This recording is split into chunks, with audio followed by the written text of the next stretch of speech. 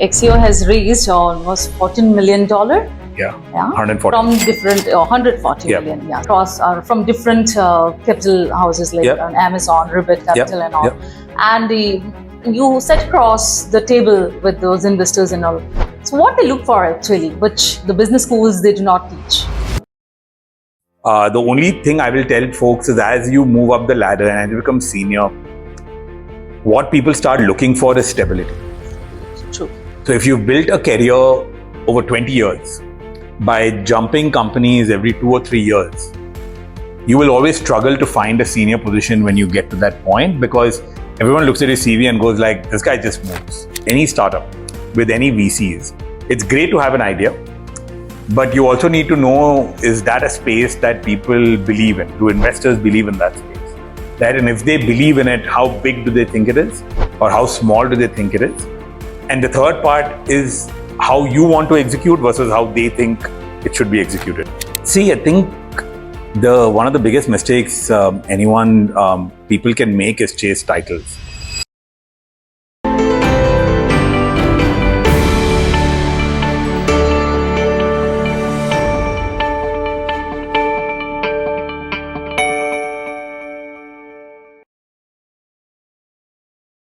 Hello everyone, welcome back to the GIBS IRE podcast. I'm your host, Dr. Sumitra Roy. Every episode, we bring you real stories from real leaders who have built something extraordinary. Today's guest started his career on the trading floors on Deutsche Bank across London, Frankfurt, and Singapore.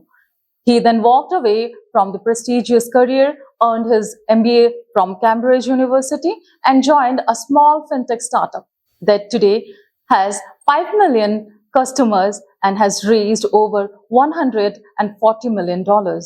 He is the CFO at Axio, formerly Capital Float, one of the India's most valuable fintech companies. He is a BW CFO 40 under 40 awardee and someone whose journey is a masterclass in courage, patience, and entrepreneurship. Please welcome Mr. Akshay Sarma. Welcome to GIBS podcast, Mr. Akshay. We are very happy and honored to have you here with us today. And I just read through your profile and it is quite inspiring. The journey that you have, the experience, the expertise that you have is quite remarkable. And we are excited to gain some valuable insights from your journey. So we have a series of questions and we will dive into that. So to start with, I'll ask a very basic question. It is like, if at all you want to describe yourself, how you are going to do that? Like Akshay in one sentence. Who are you? What do you do? Well, probably that question evolves with time. But today, probably I'd answer that as that I'm a father who's very keen on building a company that makes a difference in the world. I think that's how I'd like to do it. If you'd asked me 10 years ago, the answer would have been very different. But life changes and you're in different phases. But I think that's a good answer for where I am right now today. True, very in life. Very true.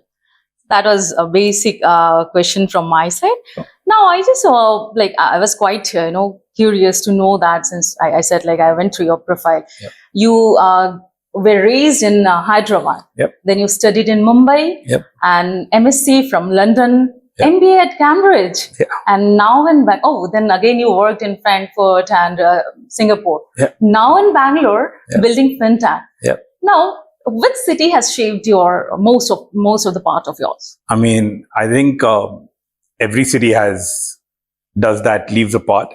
But definitely, I think, from a career standpoint, I'd have to say London because I started working there. Okay. So a lot of the initial work ethics, what it's like to work with people with different cultures, kind of learning and understanding that, a lot of that came from there. I think personally, I would always say Hyderabad and Bombay are the two closest cities because family, you grow up with them, whether you like them or hate them, the relationship you have with them it shapes you as a person. And Bombay, because I think I made some of my best friends in life over there, and they still have a big influence over who I am and how I live my life. So I think a combination of the cities always ends up shaping you. And I think all these three cities have played a very big role in my life. There's one more question from my side. Sure. Since you worked in London, right? Yep. You studied there, right? Yep. So, like, how did you find that work culture difference from London and India, if we talk about, because you worked in India also? So the funny part, I think, for me is I've never really worked in an Indian company. Okay. Right. So I started my career with Deutsche Bank in London. Then I moved here with Deutsche Bank. And then I worked in this startup for the last 10 years. Right. So I've never really worked in an Indian company per se. Okay. I've worked with Indians. And yeah, culturally, we are very different. We tend, and that works very differently. So I don't know if I have the right answer to that question about what it's like to work in an Indian company with this one. But I think the one major difference, if I just compare London with Bangalore, and my experience over there has largely been the global culture that you have in London. You have to be very careful about understanding, where they come from, which nationalities, because different nationalities. Of course, diversified workforce. That's right. But again, then in India also, I think the uniqueness with India is that if when you're dealing with somebody from a Bombay, somebody from a Delhi, somebody from Calcutta, somebody from Hyderabad or a Bangalore, I think they're all different in their own unique way. So you're all Indians and you're all united by cricket or whatever weird thing pulls us together as a nation.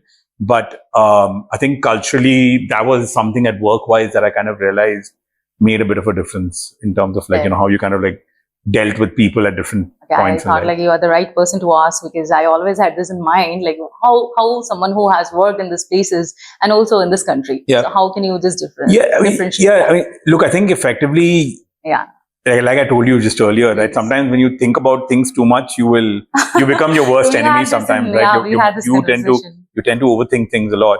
So I should deal with the individual in front of you. I think sometimes it becomes easier. So wherever they come from. And just try your best to understand. You won't have the time. I mean, it sounds very nice the way I say it. If you ask some of my colleagues at work, they'll probably be like, this guy just yells at us most of the time. But you try your best to kind of, do what you can at that point in time. I have a question on that, you just rightly you mentioned, but I'll ask later maybe. Sure. Before that, I want to understand, getting a job in Deutsche Bank, right? That's how you pronounce it? Yeah, Deutsche Bank. It's a job. It's a dream for most of the PGDM students. Yeah. You got it, you had it, and then you left it. Yeah. Now, for you, what is the definition of success in that case? Back then as a 20-year-old, when I dreamt of getting a job on the trading floor of an investment bank. So Deutsche Bank was the absolute dream for me as well when I got it. And I think for 7 years, I really enjoyed that. But then very quickly, I realized that it's not who I was. Big companies are great for learning. And this is just please my personal experience. Eventually, I realized that they can replace me with anybody else and the work will continue. Very true. Right. So the question that I had was what is Akshay doing? Right? This is a question that started bothering me from early 2013. And I think by end of 2013, I was just there's no point wondering about this and you need to get out to figure out the answer to this question, right? Again, I come from privilege that allowed me to just take this call that I can quit. A lot of people in the world don't have that luxury, right? So I would not advocate this ideology. It's very nice to listen, but realities of life also play a very important role. Very true. So I think it's very important for folks to understand that I'm fortunate enough that I could, say this is not me. Yeah. I want to find myself professionally, personally, and go and do something. But not everyone in the world has that luxury. Yes. I just felt because I had it, I should exercise it. Otherwise, it would be an absolute waste of the privilege that my parents kind of worked to give me, for me to waste it in a 9-to-5 job, right? Yeah. So you wanted to follow your passion. Yeah, I wanted to find my passion. Till that point of time, investment banking and trading was my passion. I very quickly realized it wasn't after spending 7 years in it. But till then, I really believed it was. That's great. Okay, so you won, I saw in your profile again, coming back to that because I have really gone through quite thoroughly. You won the MBA Director's Prize at Cambridge, top 10 students you were with. Yeah. So what Cambridge taught you, which no textbook could? Oh, a lot. I think in general, an MBA experience, and I hope it is true for students here, shouldn't be about textbooks. Because one conscious call that I made was, I wanted to work before I did an MBA. So I spent 7 years with Deutsche Bank and then went in to do the MBA, because I think MBA is a lot about interpersonal skills. True. It's a lot about kind of working with people, getting work done True. from people. Yes, that's important. So a lot of these things kind of come, right? And again, my personal reason of choosing Cambridge was also because I wanted to work in startups. Okay. I realized that very early. So I saved money for a 1-year MBA. I did not have money for 2-year MBA. So I picked Cambridge because they have a fantastic startup ecosystem around it, right? So I worked with about 17, 18 startups during the course of my 1 year, right? Different facets of it, drawing up fundraising plans. There are a lot of scientists and PhD students over there who have IPs. So they've developed new IPs, but they don't know how to commercialize it. Okay. So you kind of work with them. There's an entire group called Cambridge University Entrepreneurs. So you're kind of setting up startups and helping with them. So after spending a whole year with them, doing all of that, I just realized that what I truly loved was actually building companies and like working grounds up, right? And Cambridge gave me that. It reaffirmed that that I was thinking about myself and my career in the right manner, and kind of gave me the confidence to again just follow that, chase yourself a little bit, chase that passion as you call it. But sometimes it's just this. In Hindi, the word I use always is kida, that you just like, you want to do something else, you want to do something else, you don't know exactly what, but you just want to do something different. Yeah. So I think Cambridge kind of reaffirmed a lot of that. And I think I became very confident to who I was as an individual, right? Like I have flaws. Some flaws I want to improve. Some flaws I'm absolutely okay with. But I'm not, because I'm not trying to be perfect. It's impossible, right? Yeah. No one is. I mean, I hope people realize that, because people seem to chase. Actually, this is fact. No one is perfect. No, you can't be also. So like some of them, I just said, you know what? If someone hates me for this thing, then like, that's okay. That's okay. It's life, right? Not everyone's going to like you. And yeah, so I think I walked away with Cambridge with that degree of confidence of just, I know who I am. This is what I want to do in life. And it kind of helped me. That's also important, right? Like, not only limited to textbook, working with different the organizations during your education. Yeah, absolutely. You learn a lot. And also, like I said, you meet people from different cultures. In fact, I'll never forget my first group assignment. Yeah. I had a guy from New Zealand, Germany, a girl from Canada, an Asian Canadian heritage, and me. It took us 2 weeks to figure out how we can work together, because all we did for the first 2 weeks was fight on everything. Sure. Right? And today, like we hit each other up, we're friends, but it took 2 weeks, right? Because the way I would say something would deeply offend somebody else, the way they would talk would offend me. And we were just like, disagreements just kept happening, right? So it takes some time for you to, figure out that, hey, okay, when that person's saying this, he doesn't mean this, because culturally, this is just how they say certain things, right? Yes. So it took some time to kind of get through all of that, but you get there. Yeah. Please. Oh, that's it. Oh, so you were one of them who used to negotiate after all, like, because if at all you have these conflicts or disagreements, maybe? See, I don't know if I'm like a really good negotiator, but I'm a straight shooter. So if I don't like something, I will come up very honestly and I will say that I don't like it and this is the reason. And it helps me having a very honest conversation with people, right? So when we had all the disagreements, I made a point to go grab a drink with all of them in the evenings, right? One by one, individually, just go out, ask them questions. What's going on?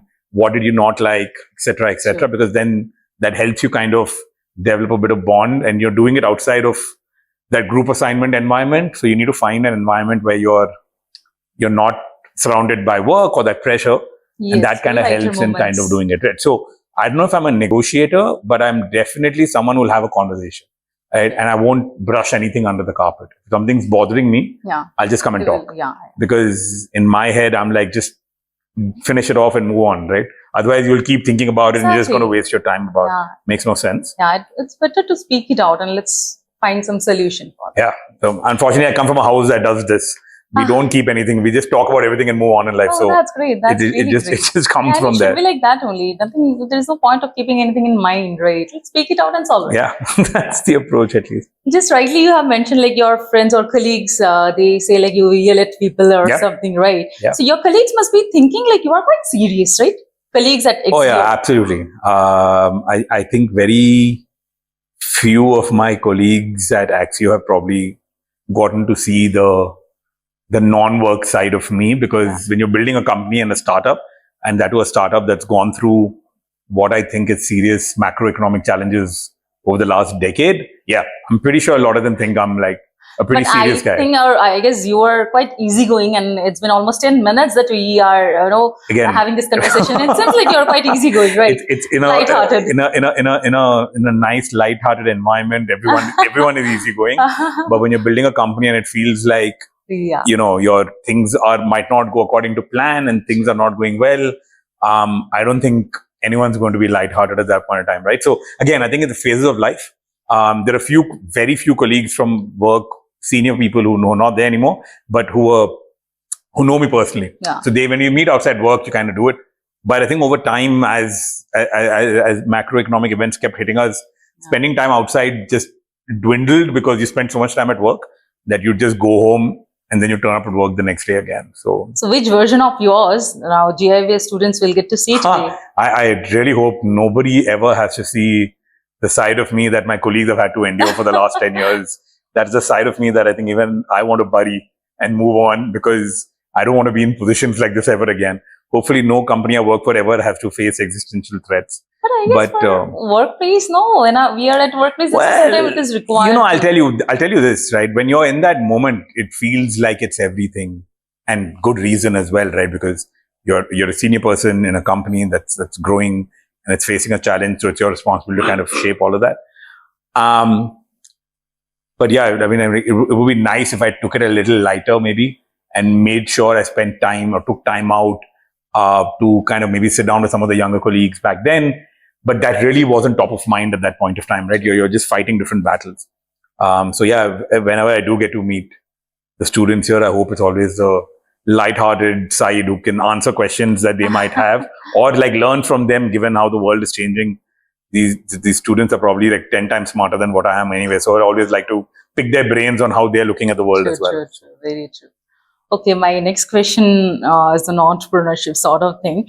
You worked as AVP at Deutsche Bank, right? Exactly. What was the conversation you had the night before when you thought of like you will be, walking out of that role or maybe that organization?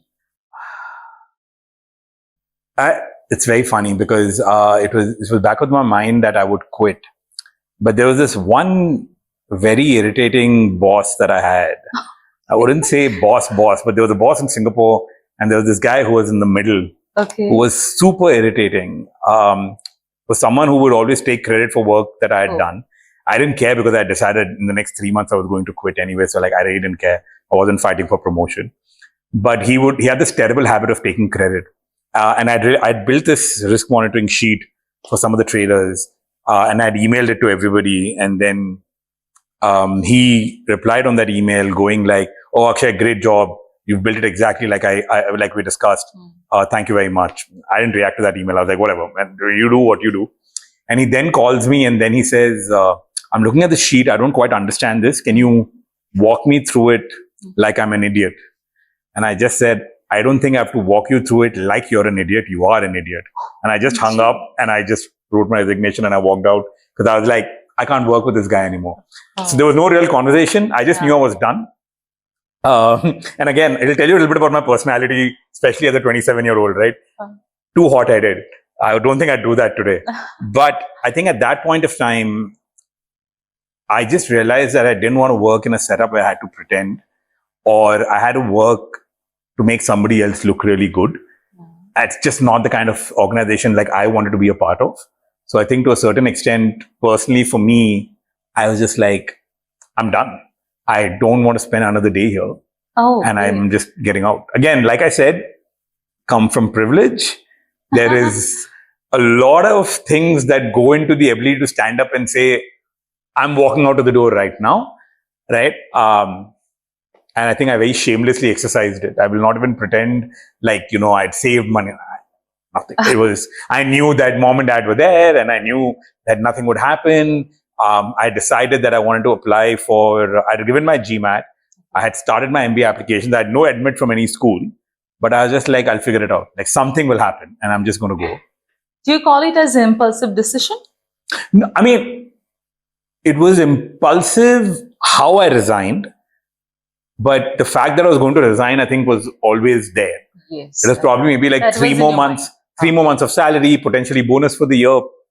All of that was I just left all that and walked away. Yeah. A bit stupid, given that you work 9 or 12 months and your bonus is there for the taking. Like, the smart decision would be like, if you know the guy's an idiot and you're dealing with him, wait for 3 months more, take your money and leave. Why are you doing this? Yeah.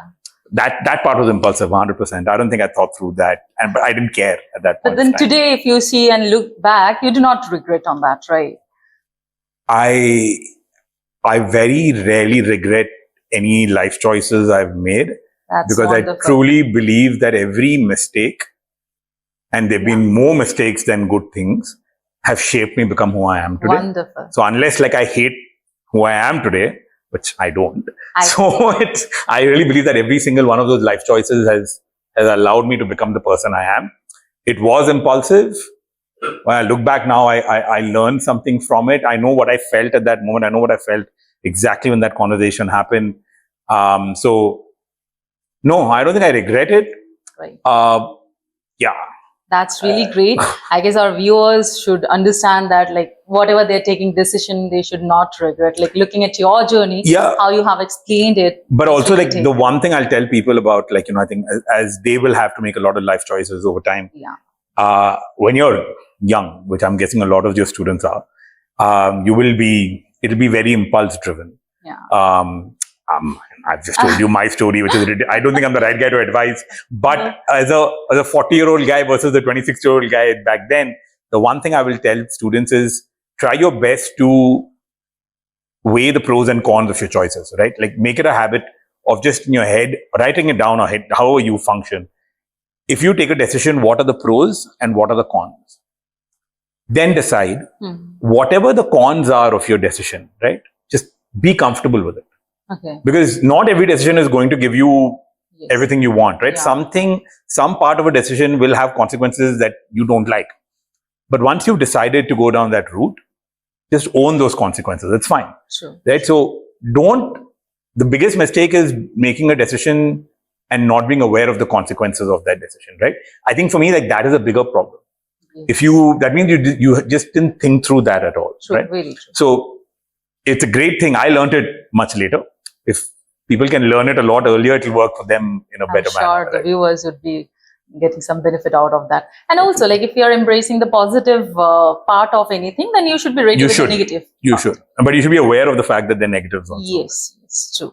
So, your MBA is from Cambridge, right? And then you worked almost 7 years with Deutsche Bank. Yep. And then you joined Capital Float, Yep. right? Now it's Axio, Yep. right? As manager, not VP, not CFO. Yeah. What has made you to do that? See, I think one of the biggest mistakes people can make is chase titles. I got to AVP after working for 7 years, right? And when I joined Capital Float, I still remember having a conversation with my founders around this. And I was like, so what does a manager mean? And they were like, it's a startup. It doesn't mean anything. It's just a title that we have today. We'll figure out what it means, right? So when I joined them on the liability side, right, there was only one other person who was an SVP who was hired, and I was hired after him. So I knew I was number 2 on that side of the business in terms of how things were. And I was working with the founders closely from the beginning, right? So I think when you are working with startups, especially small early stage companies, I don't think titles matter. I could have sat and said, no, I want an SVP, I want a VP. Yeah. Works may remain same. It would have not made a difference, because I truly believe, end of the day, no one knew me, right? It's not I'd achieved something then. I worked at Deutsche Bank and then I got an MBA, but I hadn't really built anything. I hadn't really achieved anything. So I'm of the firm belief that you need to prove yourself and then make demands, whether it's title, salary, whatever it is. First, the guys on the other side of the table need to know that you can deliver. So the moment that happened, then everything started falling in place. I had the belief you have to prove it.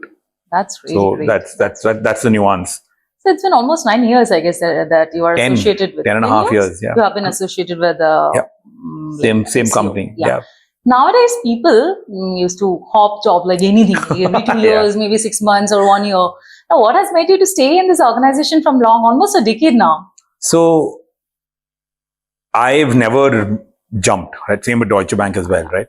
But if you look, every 2 years I've changed roles. That's right? So for me, the biggest question I ask myself is, am I growing in the direction that I believe, right? So is the learning happening for me? So as long as that is happening, I'm fine. Again, because I come from privilege, I made a choice not to chase money till I felt like my learning was continuing. The money would come when the money would come. If it didn't come, it didn't come, because startups are like that. a gamble. If it works, it works. If it doesn't, it doesn't work. So I don't think I associated myself too much with the salary. Okay. And if you notice, a lot of people who change jobs is because they're getting paid better, they're getting a better title, sometimes True. both, sometimes it's their dream company. I think to each their own.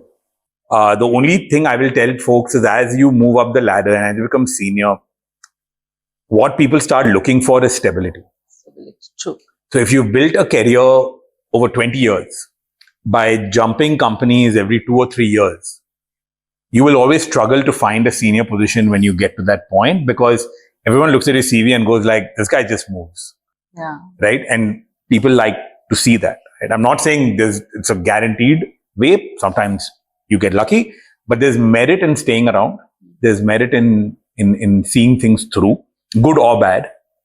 So even here, I had decided that hopefully we're able to land the startup well. If we don't, we don't. But I wanted to complete the journey. I wanted to complete the journey of joining an early stage company and how does this end? Yeah. That was very important for me to see that through. And I think like that kept me going every time, going like, it's not like I didn't have job offers in between and everything, but I was like, I want to see this through.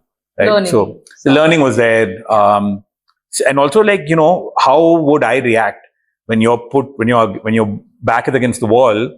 How would I react? What are the kind of pressure I can take? Was there some pressure that I didn't like? I wanted to even test myself, right? Because if I have any remote ambition somewhere down the line of starting my own startup or doing anything on my own, I should first know that I'm capable enough of handling pressure. Sure. So it was important that you kind of go through a lot of these and then kind of come out on the other side and say, I did not like that part, so I don't want to ever see myself do that again. Okay. Or I really enjoyed this part and I want to do this ever, right? So I think I took it as a very personal kind of like learning experience for me, right? And then I think we're very fortunate that we all managed to end up where Axio has ended up today. But it took a while around to get there. Yeah. Okay. So you rebranded Capital Float to Axio in 2022. Yeah. Right? What does rebrand feel like? You have personally experienced it. Yeah, I mean, it's an interesting question. It was, I think, emotional for a lot of us who had joined very early on, because, we were associated with the name Capital Float and it was a fairly popular name.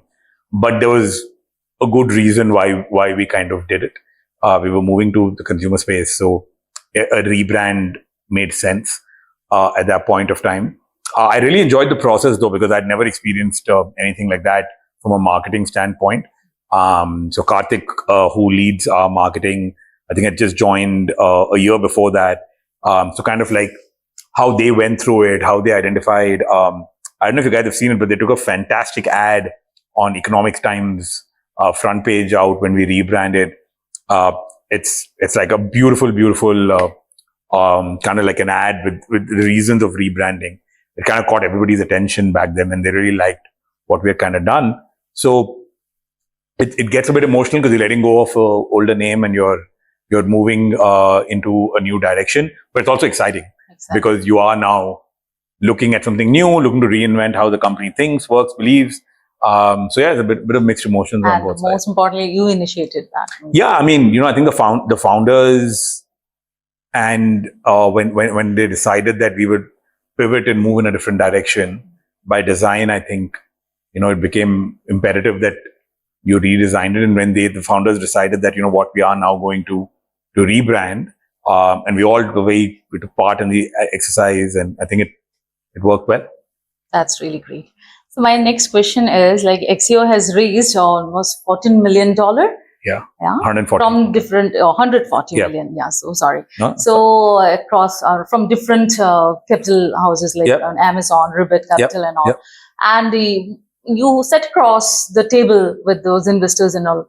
So what they look for actually, which the business schools they do not teach. Well, I didn't sit across all the investors. The role evolved over time, and but I have sat in board meetings with them. You kind of sit down with them when you're closing the round to kind of close a bunch of things. See, look, I think at the end of the day, as any VC will tell you, right? They want to make sure the company, the sector, the space you're operating is something that they believe in. Then directionally, where you're going, is it something that they kind of truly see? So it's not important.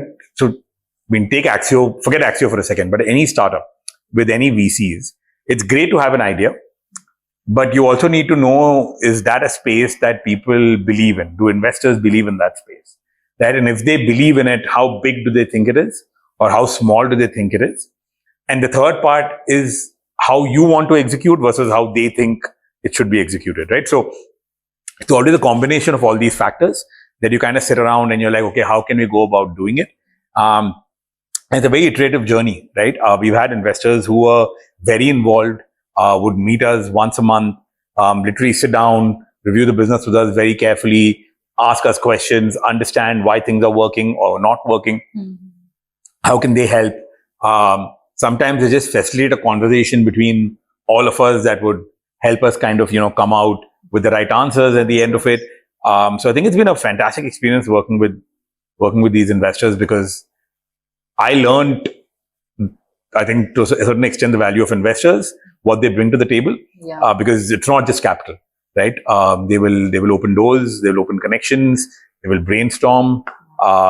I think my founders have probably spent more time with these folks, early stages, understanding than even most of us have. Because when you're starting something new, it's very critical to get that help. Yes. So yeah, it's been a fascinating experience learning from some of these people. Yeah, great. So India has had formal banking for last 70 years, it seems, right? Yeah.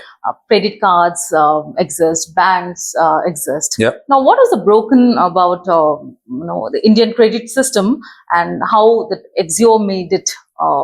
I don't know if I'll say something was broken per se, but I think when Gaurav and Shashank started this in 2013, 2014, and when I joined them in 2015, one of the things that we really believed was going to happen is that a digital first India was going to be born. Yeah. Right? So what we really wanted to kind of do was, how do you become India's best digital lender, right? Because the country is going to become more mobile first. I mean, back in 2014, 2015, UPI wasn't launched. We just read a white paper that something like this would be launched. We were debating about those things. Jio was just about starting out with its entire telecom play. So there was all these little opportunities that look like, hey, like there's something big that might happen over there. Sure. So I think when we started life, it was all about, hey, how do you become a digital first lender, right? Because it won't work like people in the offline world. Sure. There's something about the online world that is different. Customers, and if you ask most of your students, they'll tell you they don't want to press a button and wait for like 1 minute. If it doesn't happen inside like a few milliseconds, they're like, the app is not working. So how do you compete with that? With something like lending, which needs time. You need time to underwrite, you need time to check. So I think that entire journey in terms of how that plays out becomes very important. I think that was the gap that was there, where we felt like eventually we knew everyone would, but there was merit in trying to be one of the first few players who tried to build something around this. Okay. There.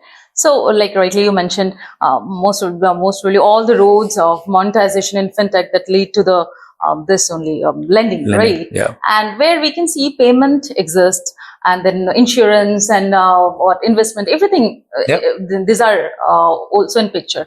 Now, the thing is, like, why do you think this lending is a sustainable profit model in this fintech? If we talk about, I mean, it's because I think out of most of the other products, like, if you look at all the segments that are there, whether it's insurance, stockbroking probably has more money, especially if you're doing F&O and a bunch of these other ones, right? Because even though you have a lot of startups that don't charge for equity, if you're doing F&O trading, they tend to charge a decent amount of brokerage that kind of comes from there. See, lending is a cumulative business.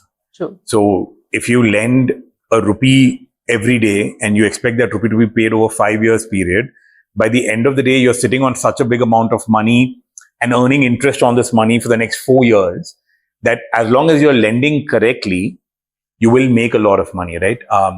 Look at some of the biggest NBFCs in the country today, Bajaj Finance. They started financing as for their scooters, for their in-house first.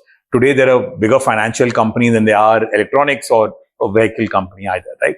So the power of lending is that it compounds over time. But you have to be very disciplined at it, right? It's very hard. So if you're disciplined, you do this long enough, the compounding returns are just like amazing to take. But it's a very hard business to also run. UPI has been India's payment revolution now. Yep. Now, credit cards are also linked with the UPI and all. Yeah. So, how does this credit on UPI change Axio's strategy? Well, not yet. Credit on UPI today is something that is available only with the banks. So this is not something that's available with NBFCs yet. But it is where we're looking to see how that space will develop, because no one has really launched something of significance. People have linked credit cards onto UPI, but no one has really built a product that's purely credit on UPI per se. So like without a credit card, can you get, like, you know, how you get personal loan into your account? Is there a UPI handle that you can use to make payments and treat that as a loan? That's not out yet because there are a lot of challenges on how that can potentially work. It's a potentially very exciting space, personally, and I'm also very curious to see how that will play out. There are a few concerns I have on how I think it might work, might not work, etc. But it's an exciting space. So I don't think it's taken off yet. Okay. But yeah, I mean, hopefully in the near future, we'll be able to launch something exciting around it. Okay, that's great.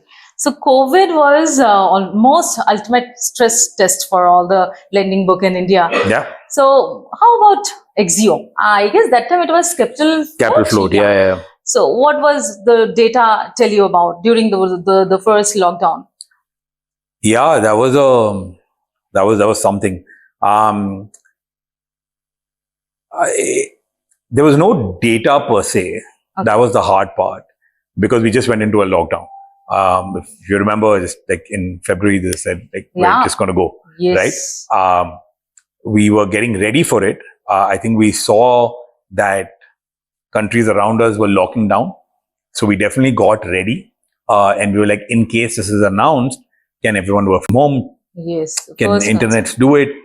I still remember. I think one of the first things the founders said we would do back then was, whenever we're not going to fire anybody, we're going to make sure we pay everybody's internet bills so they can work. And then let's figure out how we kind of manage life from there, right? So I think our founders led seriously by example.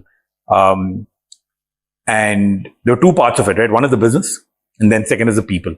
So I think the business part of things, we kind of started seeing the RBI came out with a whole bunch of regulations on how to handle this. We were asked to give moratorium to lend to borrowers so that they could get a break from paying. We had to manage cash flows because in lending, I lend money, I collect, and then I pay back my lenders, right? Yeah. Suddenly this tap is closed. Yeah. What would be but not everyone on the other side was willing to close the tap either. So I had to make sure the money kept going on the other side, right? Sure. So you kind of go, you have conversations with different lenders. Some folks are happy to back you. A lot of people are like, I think you're going to die. You won't survive this. So we kind of had to have a lot of conversations and kind of run shop that way. But, you know, it was I was very glad when we came out of that first lockdown. I think it gave us confidence that no matter what, the company will get through anything. And I think on the people front also, like, I think the founders took like tremendous care of the organization. We didn't let go of anybody. Oh, that's really good. I think it was a very conscious call that they did. In fact, one of the most amazing things they had actually set up was few folks who were senior were given a list of about 10 or 15 people that we had to call, and they were not from our team. Oh, wow. So we would just call to check on them, right? Is everything okay at home? Do you need something? You need something over and above? Because I was volunteering late in the evenings with a lot of COVID emergency groups, right? Whether to get oxygen tanks or whatever it was. So I was part of a lot of groups trying to get hospital beds, trying to kind of work through all of that. But so it was like a nice way to, I think, interact with some other people whom you don't interact with on a daily basis because they don't report to you, you don't necessarily directly work with them. So I think that was something really cool that they had kind of said, you know what, you think it'll be good for everybody to do this. And I think that was pretty awesome. And this much concern from the organization where we work makes that. And the funniest part about that is, I think when the founder said, you know what, we're not going to fire anybody, everybody was like, yeah, of course we're not going to fire anybody. Then we said we're going to reach out. I think 6-9 months later, when we had like a town hall and people were very grateful that I don't think the founders or any of us back then thought it would be such a big deal for the employees, right? Yeah. But when they come back with that kind of feedback and being like, you know what, the best thing was how you handled COVID, you made sure that no one was there. It knows that you've done the right thing, right? I think that is the more important thing, is you've done the right thing. You stood by people who've been standing by you all this time. Yeah. And it makes sense from that perspective. That makes sense. Really, I know it's so natural that of course, you have to do this. But it also, I think, showed that people were not sure if we would behave this way or not. And they're very glad that we did. Yes, that's right? My point was things. They must be very glad to receive this sort of behavior from the organization. Absolutely. I think that was a nice takeaway at the end of the day. Yes. Okay. So, if a student wants to go for this fintech analytics or maybe credit research and all, what skills they require apart from the Excel or SQL maybe? Yeah, I mean, look, I think in today's day and age, data and data analysis is a given. I definitely would recommend, I think like you mentioned earlier, a lot of them are interning. It's a great way to start. Yeah. I think unfortunately or fortunately, you have to do. There's just no other way of doing this when you're starting off life. So if you want to get into risk analytics or any data analytics or any financial analytics, is you just have to go in. Different companies will have different programming languages depending on the databases that they have. So many courses today. AI is fundamentally going to change how a bunch of the stuff is going to work. So unfortunately, I don't have a very deep answer to this question apart from they're already on the right track by getting more internships and actually going and working. That's the best way to break into any field. True, very true. So you advise to your younger self to be more open and curious. What point of time you felt like, okay, you might have stopped yourself to being curious, or you should have been more pro on that, being more curious or more open? Oh, I don't think both. I've always been open and curious. Oh, fact, if you ask people, they're probably like maybe too open and too curious, more than what was needed from time to time. But I think, unfortunately, I don't know any other way apart from being open. Because like I told you, my head explodes if I can't. So I'm like, I'll sit down and have an honest conversation and just be open about what I want to talk about or what I think. Because look, one of the things I believe is if you have a thought or you have a question, you should always ask, because two things will happen. Either you're wrong, and you'll hopefully learn why you're wrong, and you'll learn why people are thinking about it, or you're right, and you become more confident about how you think. That will be taken, and will be valid. And also like people will also know that, wait, you know what, you're thinking about this the right way. True. There's no downside to not being open and not asking a question, right? There's no point keeping it inside, because neither are you learning nor are you becoming confident. And I'm like, that just defeats the purpose of everything, right? So there's merit in being that.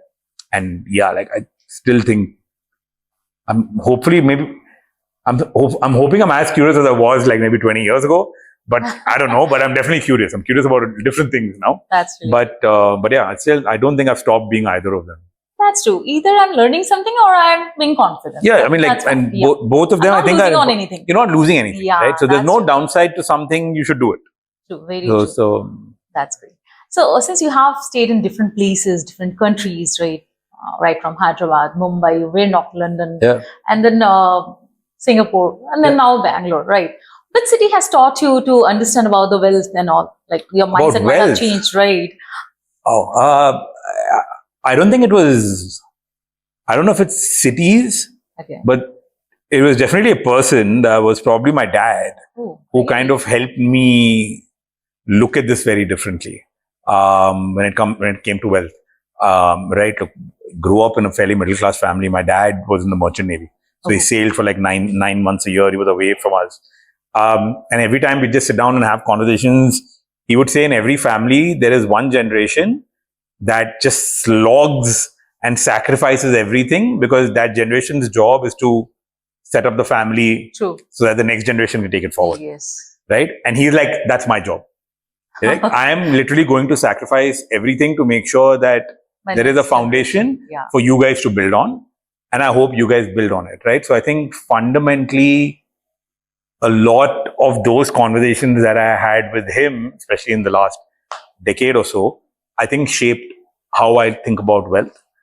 I think that's a very important conversation for people to have, either with parents or with themselves, is to understand, like, what do you think about money? What is your relationship with it? And what it means for you? Because the moment you understand that, I think everything you do in life, will revolve around it, and how you approach it kind of changes slowly. Earning is important. Managing is even more important, right? Managing is everything. Because if you learn how to manage, you don't have to worry about earning. It'll earn on its own. It will come. Okay. So you have to be smart about it. That's true.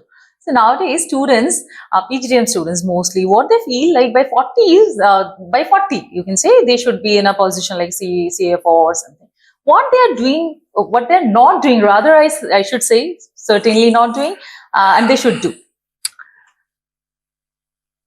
I think the first thing you need to drop is by 40, you need a title. And I'll tell you why. By 40, they can even retire. Right? You can make enough money and retire. Why do you want to be a CFO at 40 when there is a 1% chance that you can retire also? So first things first, like I've said, is people need to stop chasing titles. Chase what you want to build, chase knowledge, and make sure you're getting better and better at that particular thing. The titles will come. If you're good at your job, if the company you're in won't identify you, somebody from the outside will identify. But you will get identified. You got to back yourself on that, right? So don't worry about the title coming to you by the time you're 40 or 35 or 36. In fact, I still remember when I first got this title, I was 35, and somebody senior at once told me that if you get this at 35, what will you do at 45? And I was like, hopefully retire and never work. So it's a mindset thing. You know what I mean? Exactly. A lot of the older generation will tell you slowly, you don't have to do it. True. I'm of the firm belief that you really don't have to work 9 to 5 till you're 70. I mean, hopefully no one has to, right? So the faster you're able to set a foundation that allows you to honestly take control of your time. Like, that is the one thing I've realized as I've grown older, is you're not chasing money, you're not chasing titles. What you're chasing is, I don't feel like doing something today. I feel like doing something else. Can you do that? Do you have the ability to say, I don't want to do this. I want to do this. Right? And if you have earned that ability, hopefully by 30, 35, whatever age, you can get that's everything. Right? That is power to say, I don't want to go to office today. I will do something else. And it not having any consequences on your life, I think, is far more empowering. So control over your time is, for me, more important than chasing titles. So yeah, it's great to have ambition. I think it's very important to have ambition, but don't restrict yourself. You can be more than a CFO. You can be more than a CEO. You can be retired with money in your bank. So, like, think as big as you can, and don't put these mental blocks around your head. Right? That's important. Yeah, I mean, also, like, life is never a straight road. Things will happen. So, like, don't set yourself up for, either too much of disappointment or too much of happiness. Just need to take it as it comes.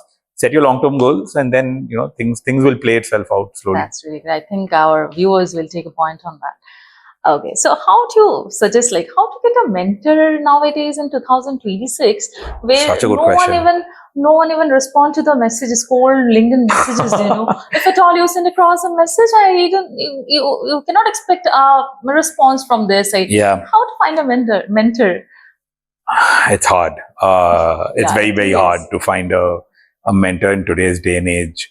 I don't think I have a good answer for this question, because there were times when I've asked myself that, do I have the right mentor?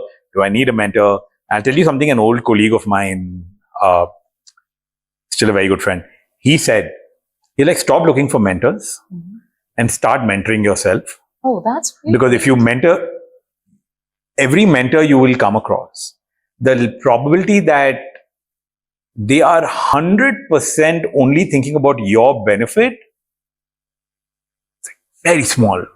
You'll be very, very lucky to find an individual who truly believes that I don't care about anything but this person's well-being.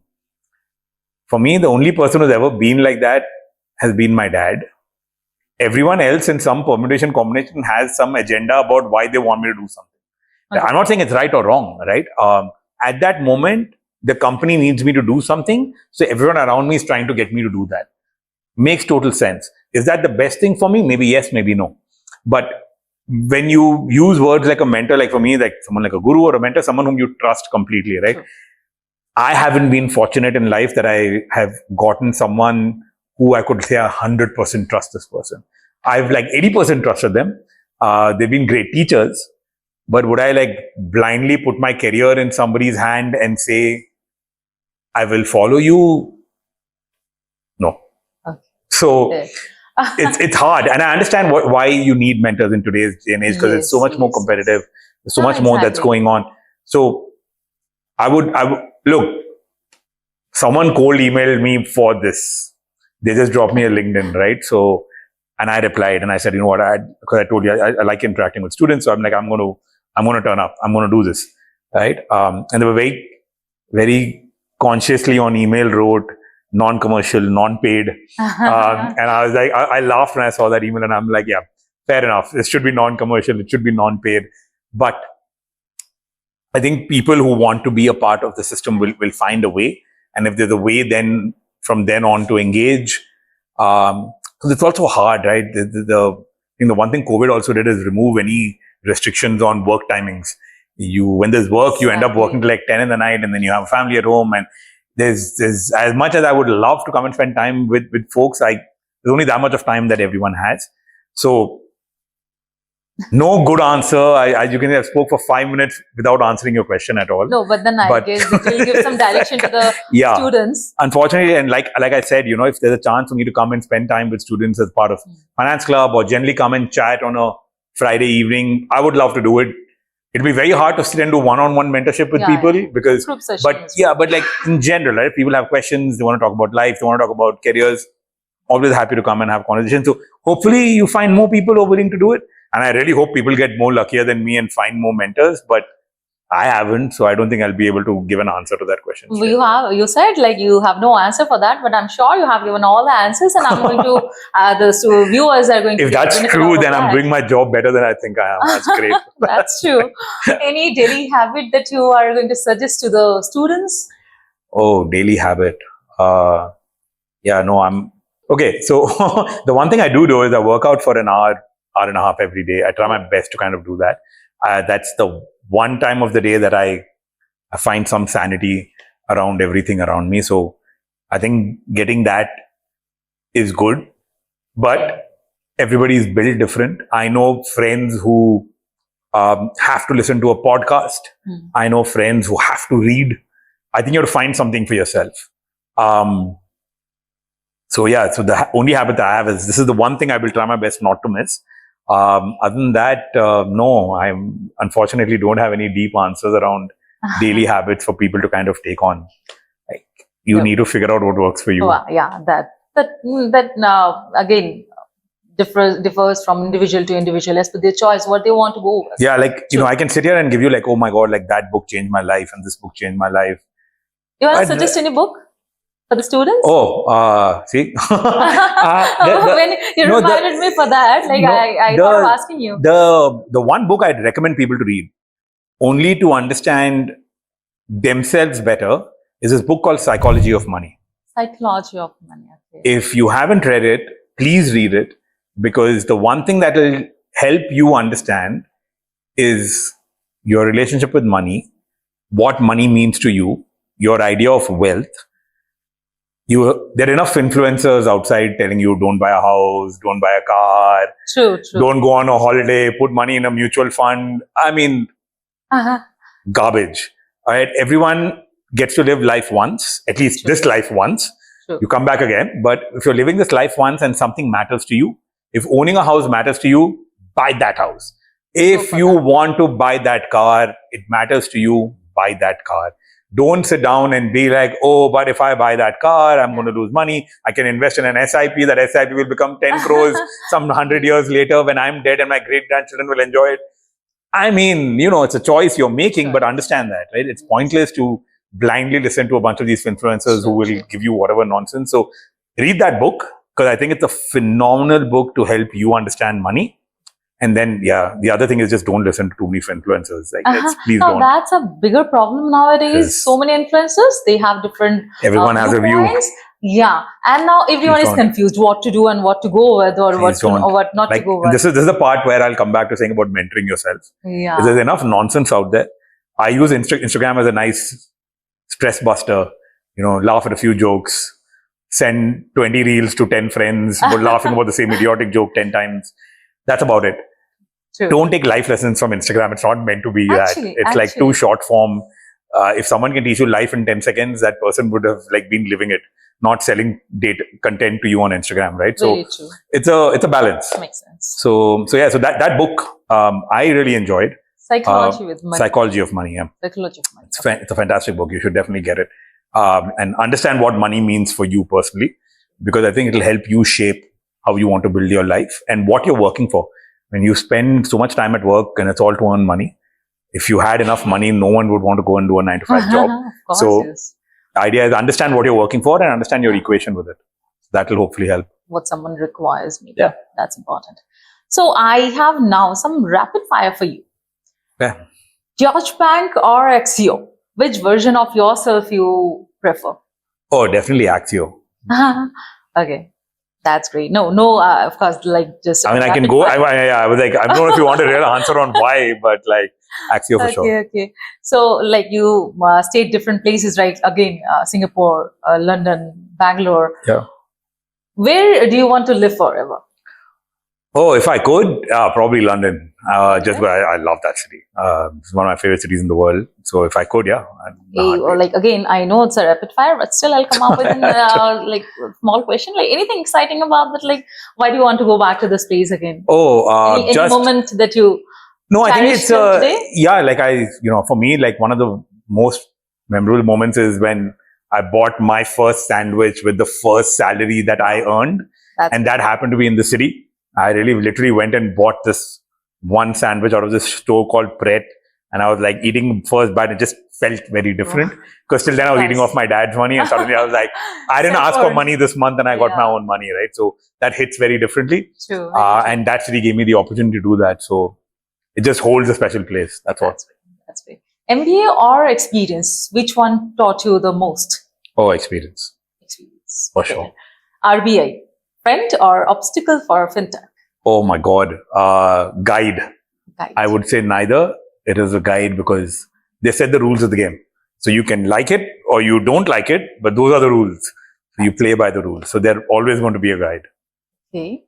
The one Fintech startup in India you wish you had founded? None yet. Hopefully the one I can start next, But I mean, phenomenal companies, but I don't think I ever thought, I wish I founded that. Because if I didn't get the idea. So I don't think it's fair to say that, I wish I did that. So no, nothing yet. Equity or debt? Where do you want to put your money? Again, personal question, I know. No, I'm absolutely fine. Look, I do put more in equity. Again, like I said, come from privilege. So risk-taking appetite is better. But there is absolutely no reason why people should not put more amount in debt. I balance it out. So everyone should balance it out in some shape or form. The biggest lie that banking industry tells to the young professionals. What does the banking industry tell young professionals? I'm curious what the banking sector tells people. Okay. I don't know if the banking industry says it, but there's a perception for sure that banking is a very glamorous job. It is not. It is not. It is the most boring, grunt-ridden work that exists because you're living your life between Excel sheets and PowerPoints. And sometimes I feel sorry for myself that I enjoy Excel sheets so much. And I'm just like, what is wrong with me? There are people who are making movies and painting and playing video games for fun. And I was building Excel sheets in my 20s and really enjoying it. So I don't know if it's a lie or what, but it's not a glamorous industry. It's a lot of hard work. It's a lot of grunt, but it can be very rewarding. So that's great. So that probably is the one thing is don't fall for the glamour. If you think there's glamour there. Okay, fair. Mr. Akshay, that's all from my side, and that was really a great conversation with you I had. And thanks for your time. And Thank you very much for having me. All your experience. I'm sure the viewers are going to get sort of insights from this conversation. Thank you very much. For coming. Thank you. And to everyone watching, if you enjoyed today's episode, please like, share, and subscribe, and drop a comment telling us your biggest takeaway. This is Dr. Sumitra Roy signing off.